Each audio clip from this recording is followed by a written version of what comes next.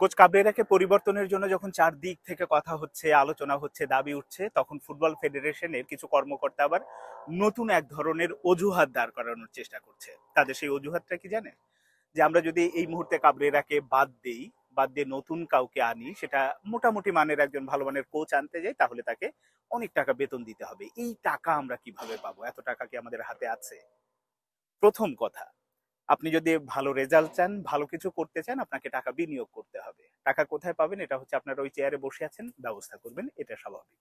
এখন তারপরেও একটা প্রশ্ন থেকে যায় যে আসলে টাকার ব্যবস্থা কোত্থেকে আসবে? এটা তো মুখে বললেই হলো না। ওই যে কোচকে আনা হবে, তার প্রতি মাসের বেতন দিতে হবে, চুক্তি অনুযায়ী যে সুযোগ সুবিধা থাকবে সেগুলো দিতে হবে, তাহলে আসলে আসবে কোত্থেকে? তো এই ক্ষেত্রে আমি আমার অভিজ্ঞতা থেকে বলি যে আসলে বাংলাদেশের কোচদের বেতন কিভাবে হয়, এতদিন কিভাবে হয়েছে। কাজী সালাউদ্দিনের সময় যেটা হয়েছে যে বাংলাদেশ বরাবরই ফিফা এফসির কাছ থেকে একটা ফান্ড পেয়ে থাকে, এটা বিভিন্ন কাজে ব্যবহার হয়। মানে বিভিন্ন টুর্নামেন্ট বলেন, এই যে ন্যাশনাল টিমের জন্য বলেন, মেয়েদের টিমের জন্য বলেন, এই টাকাগুলো ব্যয় হয়ে থাকে। এর মধ্যে কোচের বেতনও থাকে। তো আগে যেসব কোচ, এই যে হ্যাভিয়ার কাবরেরা বা তার আগে জেমি ছিলেন বা তারও আগে যারা ছিলেন, সবাই কিন্তু এই যে ফিফা এএফসি থেকে যে ফান্ড পাওয়া হতো, এর থেকে একটা বড় অংশ কোচের বেতনের জন্য থাকতো। বাকি যে কিছু টাকা বাকি থাকতো, এর মধ্যে কেউ, এই যে নির্বাহী কমিটিতে যারা আছেন, তাবিদ সাহেব যখন সালাউদ্দিনের কমিটিতে ছিলেন, ওই সময় কিন্তু তিনিও বেতন দিতেন, কাজী নাবিল বেতন দিতেন, মানিক সাহেব বেতন দিতেন, এরকম বিভিন্ন জন বেতন দিয়ে এভাবে মানে ভাগে ভাগে ভাগে ভাগে টাকা দিয়ে এগুলো বেতন দেওয়া হতো। তো সেটা তো অপশন আছে। আমি এখন ওই অপশনে যেতে বলছি না, ওই রকম একটা ভঙ্গুর অবস্থার মধ্যে, বা ওইটা কোনো আসলে সিস্টেম না, ওটা একটা অনিয়মকে নিয়ম হিসেবে দাঁড় করানো হয়েছিল। প্রথমত, এখন যেহেতু ফিফা এফসির ফান্ড বেড়েছে, আপনি তাবিদ আওয়াল সাহেব, আপনি ফিফা কংগ্রেস থেকে এবার ফিরে এসে সেটা আপনার কমিটির লোকজনই মিডিয়াকে বলেছে যে হ্যাঁ, ফান্ড আগের চেয়ে বেড়েছে। তো যেহেতু বেড়েছে, তার মানে আমরা খরচের খাতটাও বাড়বে। এটা খুব স্বাভাবিক, আমরা কোচের ওখান থেকে বেতনের অংশ দিতে পারি। আর দ্বিতীয় আর একটা, এই যে থোক বরাদ্দ যে বিভিন্ন কর্মকর্তার কাছ থেকে নেওয়া, ওটার দরকার নেই। আপনি এখন ন্যাশনাল টিমের জন্য, জাতীয় দলের জন্য একজন স্পন্সর অবশ্যই আসবে। ইউসিবি তো এসেছেই। তো ইউসিবির সাথে কি চুক্তি আছে আমি জানি না। ইউসিবি যদি ওই টাকা, যে টাকাটা দিচ্ছে, সেখান থেকে কোচের বেতনের একটা অবশ্যই সংকুলন হওয়া সম্ভব, এবং সেখান থেকে ওই টাকাটা আনা সম্ভব।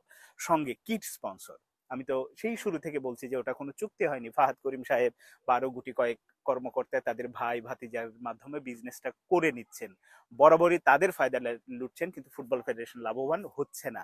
অথচ ওই কিট স্পন্সর যদি বছরে একটা মোটা অঙ্কের টাকা দেয়, সেখান থেকে কিন্তু কোচের বেতনের বেশিরভাগটাই চলে আসে। আমার ধারণা ফিফা এফসির ওই ফান্ডেও হাত দিতে হয় না, এরকম একটা অবস্থা তৈরি হয়। তো আপনারা ওগুলো কিছুই করছেন না, নিজেদের ব্যবসাটা বুঝে নিচ্ছেন। অথচ ফুটবলে ভালো মানের একজন কোচ আনা দরকার, যাকে মোটামুটি মানের, আমি বলছি না কোটি টাকা, আনচেলত্তির মতো হাজার হাজার কোটি টাকা দিতে হবে, মোটামুটি মানের কিছু টাকা দিলেই কাবরেরার চেয়ে বহু বহু বহু গুণ ভালো কোচ পাওয়া সম্ভব, এবং ফুটবলের একটা আসলেই পরিবর্তন সম্ভব। কিন্তু এই যে যদি না করেন, এইসব সিদ্ধান্ত না নেন, এরকম ওসিলা নানান রকম অজুহাত দেখিয়ে কাবরেরার উপরেই আস্থা রাখেন, তাহলে যেটা হবে, এই আমরা এত কথা বলি, আপনারা এত স্বপ্ন দেখান, এত মানুষ মাঠে আসে, আসলে এর কোনো আউটপুট আসবে না, জিরো জিরোই থাকবে। ওই বড় জোর কোনো ম্যাচে দেখবেন ড্র করবে, ড্র করে ওতেই কাবরেরা সন্তুষ্ট, চাকরি বেঁচে গেল, 2026 সাল পর্যন্ত তার চুক্তি আছে, এতেই হয়ে যাবে। এর বাইরে তেমন কিছু হবে না। কিন্তু এটা সময়ের দাবি। এখন একেবারেই একমাত্র যদি ফুটবলে পরিবর্তন করতে চান, মানে তিনটা কাজ করতেই হবে: কোচ কাবরেরার পরিবর্তন, কাবরেরার পরিবর্তন এবং কাবরেরার পরিবর্তন। এটা হলে তবেই একটা পরিবর্তন আসবে। তাছাড়া উনি একটা বলয়ে জড়িয়ে গেছেন। বলয় এই কারণে ইউজ করছি শব্দটা, সিন্ডিকেট বললে তো অনেকে মাইন্ড করেন, উনি ওই সিন্ডিকেটের মধ্যে জড়িয়ে আছেন জন্য আমি বলয় শব্দটা ব্যবহার করছি। ওই বলয় থেকে যদি আসলে তাকে বের না করা যায়, তিনি যদি বের না হন, তাকে বাদ না দেওয়া যায়, তাহলে ওই বলয়ের ভেতরেই থাকবে। বাংলাদেশের রেজাল্টও ওই আগে যে বলয়ের মধ্যে যেমন হতো, ড্র হার ড্র হার ড্র হার, এরকম অবস্থাতেই থাকবে। এই কারণে কোচ কাবরেরার পরিবর্তন খুবই জরুরি, খুবই জরুরি, খুবই জরুরি। এর কোনো বিকল্প নেই।